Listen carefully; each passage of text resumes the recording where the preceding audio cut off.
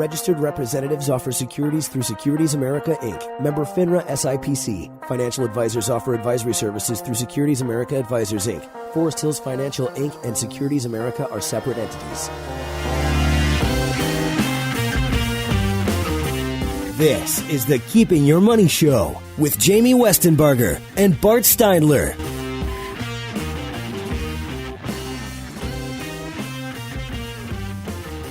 Good morning. Welcome to Keep Your Money Show. I'm Jamie Westenbarger, joined as always by Bart Steindler. It is my birthday weekend, Mr. Steindler. Happy birthday, Jamie. I'm 23 years old. I almost started singing happy birthday, but I thought better of it. Did you? Yeah, I know we've been attracting quite a few listeners lately, and I didn't want to scare them all away? I didn't want to reverse that trend. No. Right. I was explaining to someone the other day how I have, really mastered the numbers. This is my 18th year in the business, yet I am only 23 years old. So that is a pretty awesome feat, if I don't say so myself. Yeah, child prodigy there. No, as opposed to some of our clients that still use Prodigy as their email right. address. Isn't that right, Mike? So if you don't, that's an inside joke. Bart's brother uses Prodigy, which I didn't even know still existed until he emailed me one day. And his email was critical of my technology abilities, which I found extremely funny coming from someone who still uses Prodigy as his email provider. And what was even funnier is that a couple weeks later, I was talking to one of my clients, and they were telling me that they had a hard time downloading some of the stuff we had on the internet, and comes to find out that they had a dial-up service. Oh, really? Yes. Oh, my goodness.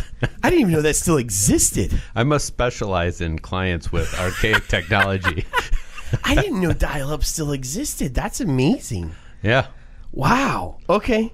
That just blows my mind. Did they have the little CD they had to put in? Remember those CDs? AOL, get 500 minutes free. That's crazy. Well, hey, this is the Keeping Your Money Show where we cut through all the bulls, the booyahs, the bells, whistles, honks, and horns to get you to the information that actually helps you move towards retirement. You can find us all over the place on the web at keepingyourmoney.com. You can also find us on Facebook and Twitter, or give us a call. 888-98-MONEY is the number. 888-986-6639. So I'll tell you a funny story about the phone number before we get into the show. So my wife, of course, went back to work a couple months ago. Right. So my son yesterday just says to me, "Hey, Dad, I was thinking about this the other day. If I get sick at school, I should probably have them call you. But I don't even know your office number off the top of my head. So if I didn't have my phone with me, do they have it in the office?" And I said, "Well, it's really easy, buddy. Just remember the 800 number. It's 888-98-MONEY. And he goes, "Well, how does that work?" And I said, "What do you mean?" He says, "Well, the numbers have 3 letters on there. How will it know which letter I want to dial?" Because he's thinking about it like texting. Right. In the old school testing, you would have to hit the number multiple times to get it to change to the letter. So in his 13-year-old mind, where texting supersedes everything, right? Yep. He could not figure out how you could tell the phone that when you press the 6, you want the M. And I said, no, it's just to help you remember the number. And it was completely foreign concept to him. So it was kind of funny. But all right, today on the show, we're going to talk about parents. You do not have to pay your adult children's debts in their health plans. This is especially important if you still have one of those 20-somethings on your health plan. We're going to talk a lot about actually some of the issues we see with some of the younger people and maybe how obligated their parents feel towards them and how it could really be affecting their retirement overall. Some interesting kind of pieces of the tax law that's recently gone into effect. We're going to discuss how important it is this year especially to maybe be doing a little bit more tax planning than you have done in the past. There is another option when it comes to retire. Or to answer the question, can I retire? And maybe that answer is not yet.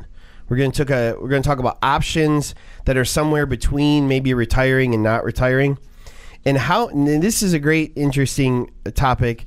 There is a study out there that has been able to correlate debt with how dateable you are. So anyone out there that's single or maybe who has some some children that are in the dating pool, we can give you the numbers of when you become undateable, at least long term, to help you tamp down maybe some of that debt that's floating out there. So all that and more here on the Keeping Your Money Show. Of course, if you miss any part of the show, you can find it on our website. Just go to keepingyourmoney.com. You can also find it on all of the different podcast vehicles out there. Google Play Music, SoundCloud, YouTube, iTunes, and Stitcher. Just search for the Keeping Your Money Show, where you can subscribe to the podcast. So, sounds good. You know, I like that article on the how dateable are you? I thought that was really fun. And I found out that except for the fact that I'm 63 years old and been married for 38 years. You're really dateable? I'm very dateable, except for those two items. Except for those small but important issues. Yeah. So let's talk about health insurance. I mean, health insurance has been a huge topic in our country for probably the last 10 to 12 years, maybe even further back than that. Obviously, the passing of the Affordable Care Act, which some people would argue the name of it doesn't make a lot of sense to what its actual implementation has been. But there's a lot of changes that took place within that bill. And one of them was that children were able to stay on their parents' health insurance well into adulthood, up to age 25, actually, which, that makes a big difference when you're young and starting out. But it also could potentially hamper maybe a little bit of that growing up that takes place. Because, I mean, I'm not that much older than that. I'm in my 40s. And, when I was 25, I was married and had a kid, and I had a career, and I had my own health insurance. Like, the idea of being on my mom's health insurance to age 25 is really an odd concept to me. But for kids that are growing up within this, it's kind of become the norm, right? And one of the things I think you would agree with, Bart, that we see a lot of is parents have almost had it thrust upon them that they are responsible for their children for a much longer period of time than what I think previous generations ever were considered to be responsible. We see a lot more 20-somethings living at home. We see them on the health insurance to age 25. And it's starting to kind of create maybe some issues for some of these people preparing for their retirement, because they're spending money maybe on a 24-year-old child that they should be spending on themselves. Yeah. When I was growing up, and this is how it was in my household, and I think it was with most of the people my age, is that, your parents helped you out as much as possible from, when you were born to age 18. And you were probably, considered around 13 or 14, you were supposed to start getting, small jobs and earning a little of your own money. And then 18, if you were going to college, then 18 to 22 was kind of a transition period. Sure. Where your parents would kind of start to back out a little and you'd take on more responsibility. And then by 22 on, you were pretty much on your own. And of course, there are exceptions. If a unusual circumstance happened, you had a major illness or something, of course, your parents were there for you. Of course. But the understanding was that if everything went normally, by 22, you would be out of the house. You would be paying your own bills. You would be supporting yourself, and you would be on your own at that point. And that has changed so much. And what we see a lot of times is people who are getting close to retirement. They're 60, 65, 70 years old, and they are taking the money that they put away for retirement, which is maybe sufficient to get them through retirement, but not have a lot of extra there.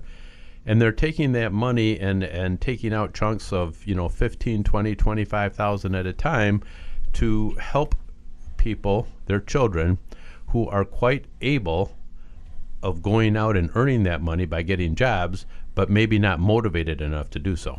Well, and what's interesting is we've taken the availability of something to mean the inevitability of something, right?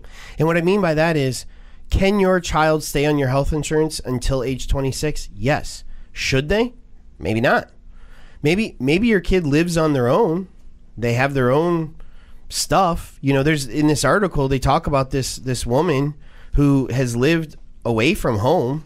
She really doesn't need her parents' health insurance other than she's just on it because she can be. She turns 26, so they go out to look for health insurance, and they find that under the Affordable Care Act, she can sign up for a plan that only costs her $4 a month because she gets a premium subsidy because she doesn't make a lot of income because she's young. She's starting out. Right. The question is, how long were her parents paying a premium on that group plan to keep her on it when she could have been on her own plan? So sometimes just because something can be done doesn't mean it's the right thing to do. And I think that's where we see parents a lot of times, we get this all the time.